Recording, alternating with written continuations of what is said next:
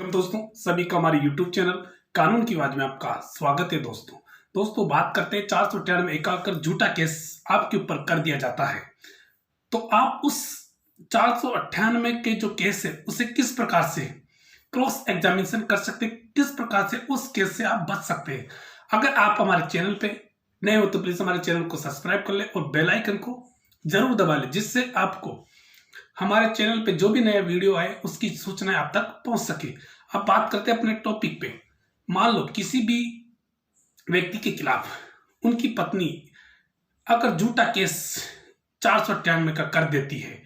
तो आपको उस केस से किस प्रकार से बरी होना है, किस प्रकार से आप उस केस को डील कर सकते हैं, ये मेन बिंदु या मेन पॉइंट मानते हैं। मान लो आप दो व्यक्ति हो, महिला और पुरुष, दोनों के अनबन हो जाती है, दोनों के रिश्ते में कुछ दरारें आ जाती है। ये स्वाभाविक बात है कि दो व्यक्ति है, किसी भी बात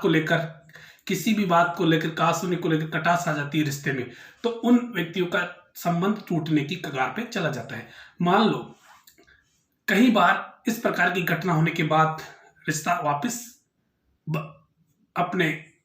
रिश्तेदारों की वजह से या किसी भी मिलने वाले की वजह से वापस एक जगह वापस हो जाते हैं, या रिश्ता अपनी जगह वापस कायम हो जाता है। लेकिन फिर मान लो दूसरी बार अगर उस रिश्ते में खटाई आ जाती है, एक दूसरी बार उस रिश्ते को टूटने पर कोई रोक नहीं सकता। मान लो ये सारी चीजें होने के बाद सारे रिश्तेदार या सब पड़ोसी हर व्यक्ति समझाने के बाद भी वो लड़की नहीं मानती और झूठा 498 का केस अपनी गलती नहीं होते हुए भी झूठा 498 का केस दर्ज करा देती चाहती है। तो आप दर्ज होने के बाद मान लो सारी चीजें प्रोसेस हो जाता है, थाने में एफआईआर कट जाती है, आपका नाम मुलजिम के तौर पर कहलाता है, आप मुलजिम बन जाते हो, आपके घर वाले को भी मुलजिम बनाया जा सकता है। मान लो आपने कैसे भी कर के अपने घर वालों का नाम पुलिस से सेटिंग करके अब किसी प्रकार से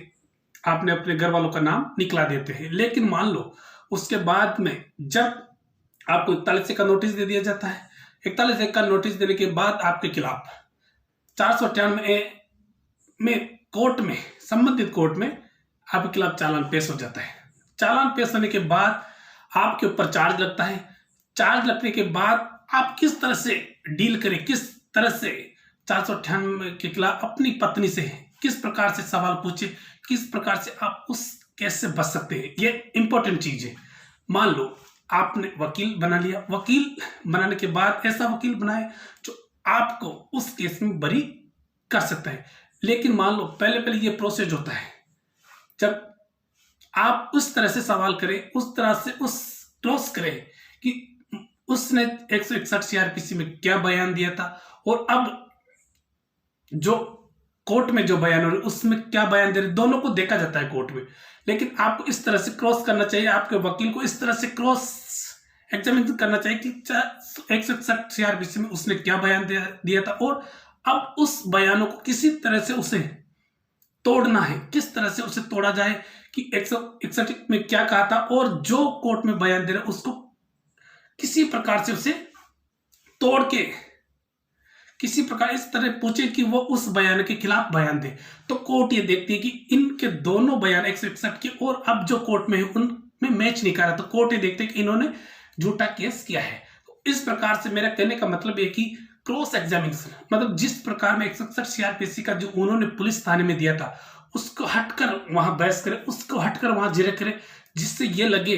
कोर्ट को लग जाता है कि इसने 161 सीआरपीसी तो क्या बयान दिया था और अब क्या बयान दे रही, तो इसे इस प्रकार से सवाल करे जो वो अपने आप टूट जाए और आप उस 498 केस से बरी हो जाए और उस 498 केस आप जीत सकते हैं। इसलिए मेरे कहने का मतलब आप इस तरह से वकील बनाए जो उसे हर तरह जितने भी गवाह है 498 उसकी तरफ से उनको इस तरह से तोड़ा जाए, इस तरह से 161 से हट के सवाल पूछे जाए जिससे अपन को उन्हें तोड़ने का प्रयत्न करें कि 161 में इन्होंने क्या कहा, क्या बात कही थी और आज कोर्ट में क्या बात कही। तो जब फाइनल डिसीजन होता है, जब बहस होती है, तो उसमें अब दोनों बयानों को मजिस्ट्रेट के सामने दिखाया जाता है कि इन्होंने 161 के बयान में तो ये आरोप लगाया है और जो कोर्ट में जो जिरे में जो बयान दिया उसमें ये आरोप लगा। तो इनको दिखाने के बाद कोर्ट को यह बताया जाता है कि दोनों ही बयान इसके डिफरेंस है। तो इन